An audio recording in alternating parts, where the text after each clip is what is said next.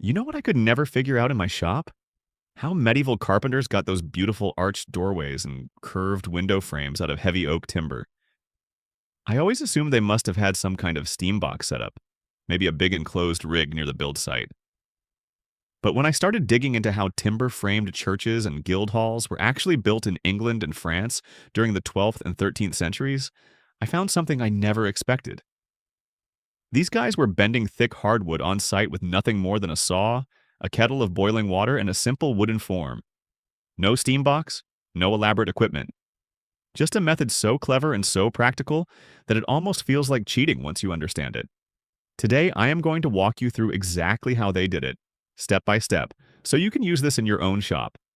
And stick around to the end, because I have a bonus tip about a grain reading trick I picked up that completely changed how I predict whether a board will bend or break. Let us get into it. What we are talking about today is a combination of two techniques that medieval carpenters used together: strategic kerfing and localized boiling water application. Separately, each one has some effect, but combined the way these old craftsmen did it, they could coax a gentle, lasting curve out of timber that you and I would normally think is way too thick and stiff to bend. And the beauty of it is that everything about this method was designed to work on a building site with minimal tools. So let me give you some context on where this comes from, because it matters. Between roughly the 11th and 15th centuries across England, France, and parts of what is now Germany, there was an enormous amount of timber-framed construction happening. Churches, guild halls, manor houses, market buildings. And a lot of these structures featured arched doorways, curved braces, and window frames with gentle arcs. Now, the carpenters doing this work were not operating out of well-equipped permanent shops the way we think of a workshop today. They were itinerant tradesmen in many cases, moving from site to site with their tool chests. They needed methods that traveled with them. Steam bending, the way we think of it now, with a long enclosed box and a constant steam source, that was not practical for a crew working on a church in the middle of a village with nothing but a fire pit and whatever timber was available locally. So they developed techniques that let them achieve curves using localized heat and strategic cuts.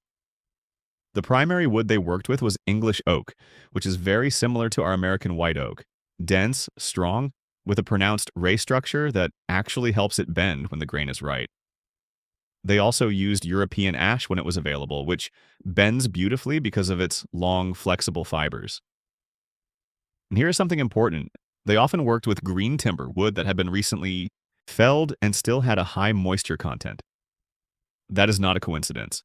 Green wood is dramatically easier to bend than seasoned stock because the lignin, the natural polymer that gives wood its rigidity, is already softened by the moisture in the fibers. These carpenters understood that even if they did not have the chemistry vocabulary we use today, they knew that fresh wood moves and dry wood fights you. That understanding is the foundation of everything I'm about to show you. The first thing I learned from studying this method is that these carpenters spent serious time reading the grain of a board before they ever tried to bend it. And I mean really reading it, not just glancing at the face. When I first started trying to bend wood in my shop, I would just pick a board that was the right dimension and go for it. Sometimes it worked, sometimes it cracked right down the middle. What medieval carpenters did was look at three specific things before selecting a timber for bending. First, they checked that the grain ran as straight and parallel to the edges as possible. Any runout, where the grain lines angle off toward the edge of the board, creates a weak point that will almost certainly fail under bending stress.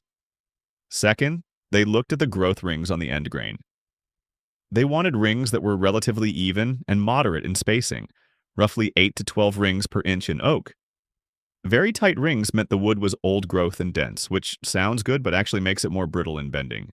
Very wide rings meant fast growth and weaker fiber structure. Third, and this is the part that surprised me, they paid attention to which side of the board the bark was on, because they always oriented the bark side toward the outside of the curve. The bark side is the tension side in a bend, and because of the way wood fibers are structured, that side can stretch slightly more before failing. When I started paying attention to these three things, my bending success rate went from maybe 60% to something closer to 90%. And I had not changed anything else about my technique. It is the kind of quiet knowledge that does not sound dramatic, but makes all the difference. Now here is the core of the method, and it is the part that really opened my eyes. Strategic kerfing. Most modern woodworkers have heard of kerfing. You cut a series of parallel slots partway through a board on one side, which allows the board to flex in the opposite direction. We usually think of it as a technique for bending plywood or thin stock around a curved cabinet face. But medieval carpenters used kerfing on solid hardwood timbers that were 1.5 to 2.5 inches thick. And they did it with a level of precision that I frankly did not expect. Here is how it works. You determine which side of the timber will be on the inside of the curve. That is your compression side. Using a frame saw or a bow saw, you cut a series of kerfs across the width of the board on that inside face. The kerfs are spaced evenly, and the spacing depends on how tight you need the curve to be. For a gentle arch like a doorway header, they typically spaced curves about 3/4 of an inch to 1 inch apart. For a slightly tighter curve like a window frame, they might go as close as a 1/2 inch apart. The depth of each kerf is critical. You want to cut roughly 2/3 of the way through the thickness of the timber, but not more. On a 2-inch thick oak board, that means each kerf goes about 1.25 inches deep, leaving roughly 3/4 of an inch of solid wood on the tension side. That remaining wood is what holds the whole thing together during and after the bend. If you cut too deep, the board will fold like a hinge at each kerf instead of bending in a smooth arc. If you cut too shallow, the board will resist bending, and you will end up cracking it. I mark my kerf depth on the edge of the board with a marking gauge, set to the exact depth I want, and I check every single cut against that line. Medieval carpenters did the same thing with a scribe line. It is tedious, but it is the difference between a graceful curve and firewood. By the way, if you are enjoying learning about these old-world methods, I put together something I think you will really appreciate. It is called The Lost Workshop, and it is a complete guide to hand-tool woodworking the way medieval craftsmen actually did it. 156 pages, 17 chapters, 33 illustrations. Techniques like the ones we are covering today, and a whole lot more. You can grab your copy by scanning the QR code on screen, or just use the first link in the description. All right, let us keep going. This next part is the one that really surprised me, because it goes against the assumption that you need steam surrounding the entire board to make it pliable. What these carpenters did instead was apply boiling water directly to the tension side of the kerfed board, the outside face that has to stretch during the bend. They did not submerge the whole timber. They did not build a steam chamber. They boiled water over a fire and poured it slowly and repeatedly over the specific area they needed to bend, focusing on the stress points where the curve would be most demanding. Here is why this works. When you pour boiling water onto wood at around 212 degrees Fahrenheit, the heat penetrates into the surface fibers and temporarily softens the lignin in that localized area. Lignin is the glue-like polymer between wood cells, and when it gets hot enough, it becomes plastic, meaning the fibers can slide past each other slightly without breaking. You do not need to heat the entire board because the kerfs on the opposite side have already removed most of the resistance on the compression side. All you need is enough flexibility on the tension side to let the remaining wood stretch into the curve without cracking. In practice, they would lay the kerfed board on a pair of trestles with the kerf side down and the smooth tension side facing up. Then one man would slowly pour boiling water from a kettle along the area to be bent, while another would gradually apply pressure to start the curve. They would repeat this pour and press cycle, waiting a minute or two between applications for maybe 15 to 20 minutes, depending on the thickness and species. With green English oak at about 2 inches thick, I have found that you can start feeling the board give after the 3rd or 4th application. With seasoned oak, it takes longer, sometimes 30 minutes of patient work, and the results are not quite as clean. That is why they preferred green timber whenever they could get it. Once the timber started yielding, they needed something to bend it against, and this is where the bending form comes in. Medieval carpenters built simple but sturdy jigs right on the building site using whatever heavy timber they had available. The form was essentially a curved template made from thick planks or a section of log that had been hewn to the desired arc. For a doorway arch, this might be a gentle curve with a radius of 4 to 6 feet. They would cut the profile of the curve into the top edge of a heavy beam, or they would stack and peg together shorter pieces to create the shape. The curved and heated timber was then pressed against this form and held in place with wooden wedges driven between the timber and a series of stout pegs set into the ground, or into a work platform. They did not use metal clamps. They used wedges and pegs and gravity, and sometimes rope lashings. What I found when I tried this in my own shop was that the form needs to be dead solid. Any flex in the form and your curve will be uneven.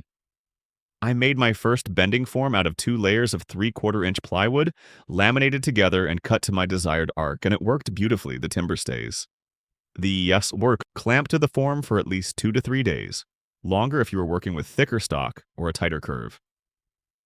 During that time, the lignin cools and re-stiffens in its new shape, and the wood fibers set into the curve. After the timber comes off the form, the kerfs on the inside of the curve need to be dealt with. In medieval practice, those kerfs were filled with thin wooden wedges, usually riven from the same species of oak, coated with hot hide glue and tapped firmly into each slot.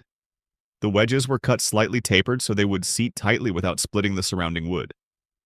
Once the glue set, the excess wedge material was pared flush with a draw knife or chisel. This does 2 things. It locks the curve permanently by preventing the kerfs from closing back up or opening further, and it restores much of the structural integrity that was lost when the kerfs were cut. The filled kerfs essentially become a series of tiny wood-to-wood joints running across the inside. Face. I have tested this on pieces I bent 2 years ago and they have not moved. The curve is exactly where I set it. Hide glue and oak wedges, that is it. No modern adhesive needed, though I will admit that for outdoor applications, I sometimes use a waterproof glue instead of hide glue, just for peace of mind.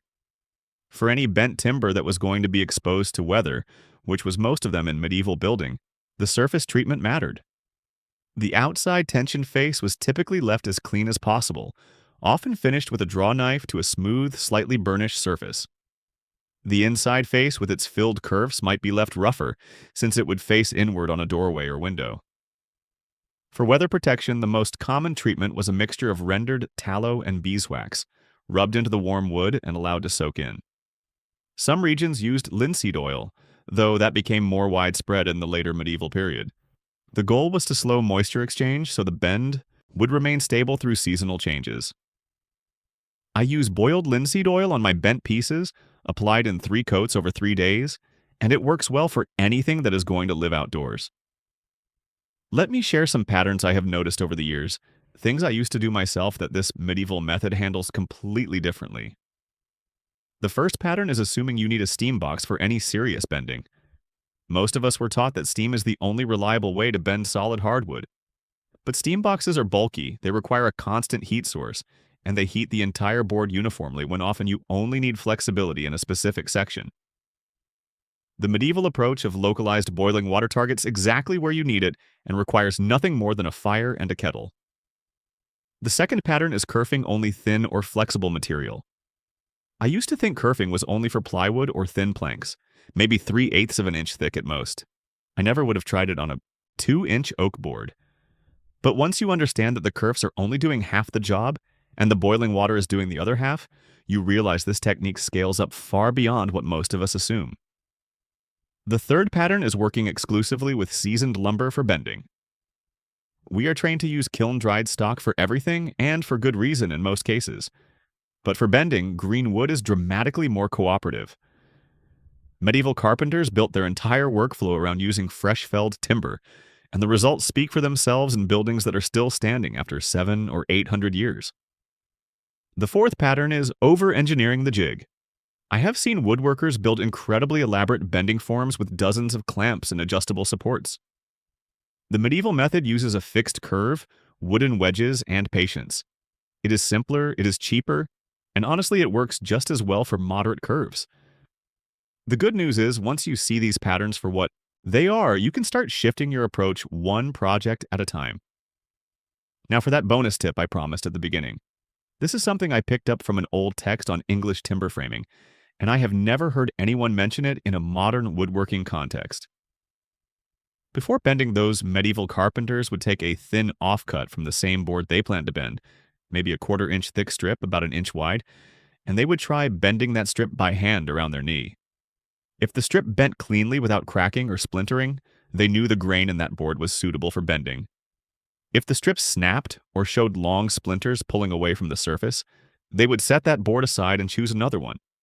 It is essentially a destructive test on a sacrificial piece, and it takes about 30 seconds. I started doing this every single time before I commit to kerfing a board, and it has saved me from ruining good lumber more times than I can count. The key is that your test strip has to come from the actual board you are going to bend, not from a different board of the same species. Every board is different, and this little test tells you what that specific board wants to do. It is 30 seconds of effort that saves you hours of frustration.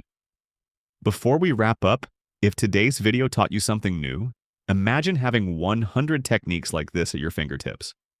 That is exactly what the Lost Workshop is. It is my complete guide to medieval hand tool woodworking, all in one place with 17 chapters, 33 illustrations, and 156 pages of clear instructions. You can get your copy by scanning the QR code on screen or using the link in the description. Thanks for being here. Subscribe if you have not yet, and I will see you next time.